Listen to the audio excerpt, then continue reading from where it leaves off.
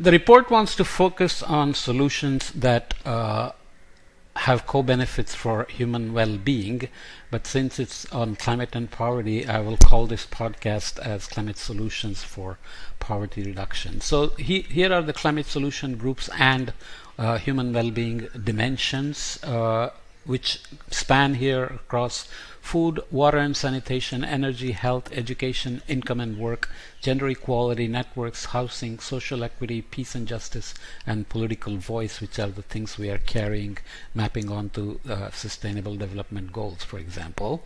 Climate solutions are grouped into improving agriculture and agroforestry, which has lots of co-benefits, as we have talked about before, in terms of soil carbon, soil moisture persistence, drought resilience, crop yields, and so on. Protecting and restoring ecosystems, adopting clean cooking, providing clean electricity, and fostering equality. So these 5 project drawdown solution groups offer direct co-benefits, indirect co-benefits, and ripple effects to each of the 12 human well-being dimensions that are used here. So you can see either they have direct co-benefits and evidence is strong, or there is indirect co-benefits and evidence is strong as well in these darkish, brownish, blackish colors. Indirect co-benefits, but evidence is moderate here with the darker gray, and ripple effects in lighter gray here.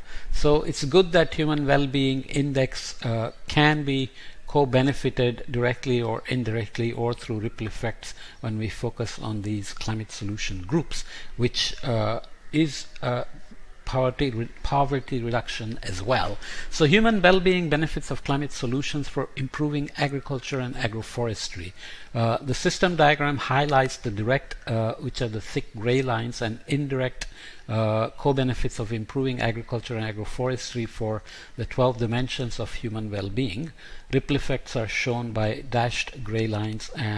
Local stakeholders, governments, and change makers are implicit along the connecting arrows. Okay, and potential CO2 equivalent reduction for 2020 to 2050 is 277.6 gigatons. Drawdown always tries to track potential drawdown of CO2. That's why it's called drawdown. So each solution must serve our march towards net zero as well. Okay, so lots of details here, but I won't go through all of those. As before, the size of the circles indicate potential contributions. So you have things like system of rice intensive. All these are in my drawdown course, by the way. System of rice intensification, regenerating annual cropping, sanitation, sustainable intensification for smallholders, silvopasture, tree intercropping, which is agroforestry, abandoned farmland restoration, and here is a big monster, reduced food waste. With co-benefits, direct strong evidence, income and work, water and sanitation, and food. Indirect co-benefits include network, education, energy, housing, health, and gender equality, and ripple effects will provide co-benefits to political voice, peace and justice, and social equity. For example, improved income and work tends to provide a better political voice, and of course can help education, and then ripple effect on peace and justice and social equity as well. So try to follow these through, and you can find a podcast on each of these in my drawdown course as well. Looking at human well-being benefits of climate solutions for protecting and restoring ecosystems. So these are different solution groups, as you remember. Tropical forest restoration comes out quite big. Peatland protection and re-wedding comes in as well, and temperate forests are not too far away in terms of their potential impacts. Direct co-benefits includes water and sanitation, food, income and work, health, and you can see there are also indirect benefits here, and indirect benefits again include these things that we talked about before: gender equity, education, energy, and housing, with ripple effects affecting social equity, political voice, peace and justice, and networks, with a total drawdown potential of 181.5 gigatons in this solution group. Human well-being from climate solutions focused on adopting clean cooking. has a huge contribution from improved clean cook stoves and a little bit from biogas and cooking, with a potential for drawdown of 86 gigatons by 2050, with direct co-benefits in energy, which then cascade into income and work, gender equity, education, and health in terms of indirect co-benefits. And the ripple effects cover a larger portfolio of things like networks, housing, water and sanitation, food, peace and justice, political voice, and social equity.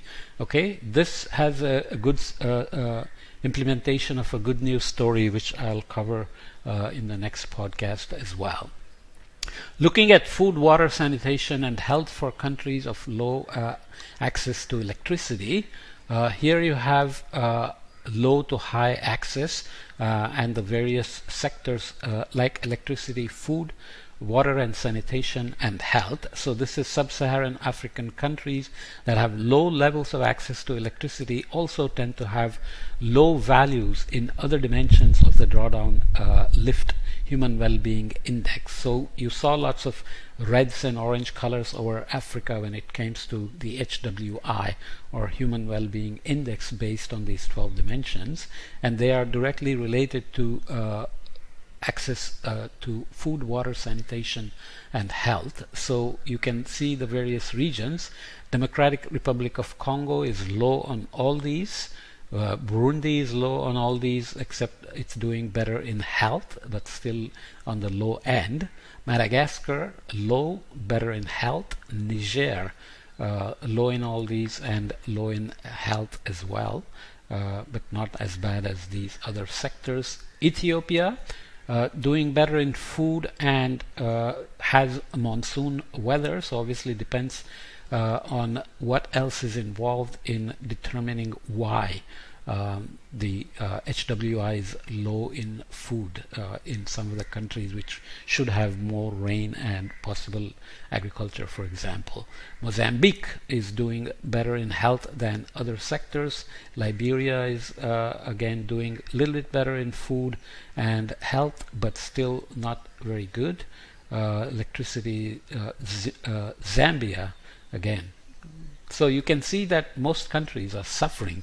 So in terms of electricity, you can look at the competitiveness of solar and diesel-based mini grids. Local solutions for energy, especially renewables, are considered very useful in places where access to electricity is already low, or even in places where there is a high fraction of wired-in electricity, but adding renewables to existing grids requires thinking on the design of grids, smart grids, macro grids, mini grids, nano grids, and so on.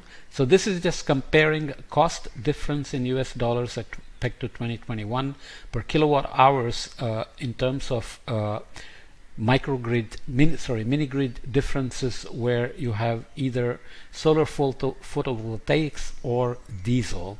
So wherever there are these orangish yellowish colors, so orange, yellow, and light blue represent regions where solar photovoltaics based mini grids are much more cost effective, cheaper than diesel based mini grids.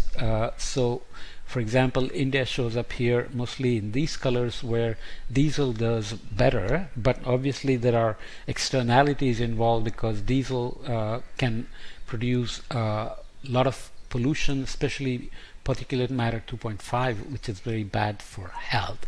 Nonetheless, the transition to full renewable energy can be based on such cost and benefit analysis, and these regions, especially deserts, transitioning into semi-arid regions and wet regions, have to consider the advantage of having solar photovoltaics for their mini grids, as opposed to continuing to burn diesel, for example. Okay, so we'll continue this with the co-benefits of climate solutions in providing clean energy. Distributed solar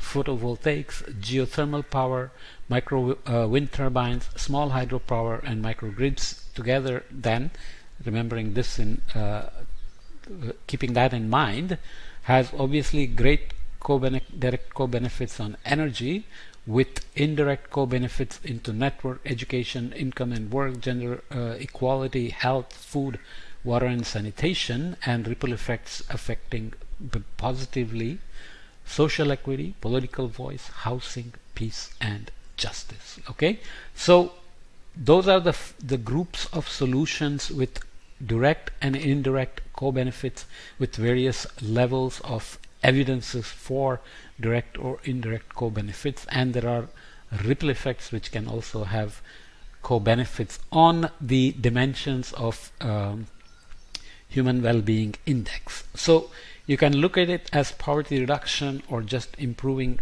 standard of living and quality of life in terms of these human well-being indices, since they include these 12 dimensions which are very fundamental, which can also translate to sustainable development goals. It doesn't matter that it's not being called poverty reduction, but it's important that they are also looking at potential for carbon drawdown, which I didn't mention here. For providing clean energy, the drawdown potential from 2020 to 2050 is 77 gigatons. Did I miss anything else? I think we already mentioned this one for adopting clean cooking, which is 86 gigatons from 2020 to 2050. So it's always good to know that all these things improve standard of living and human well-being index, as well as they contribute to carbon drawdown. So we always have to track all these dimensions when we are doing climate mitigation and adaptation, that climate mitigation doesn't negatively affect human sustainable development goals, and adaptation measures and these solution groups aimed at reducing poverty also co-benefit carbon drawdown. Okay, so keep that in mind.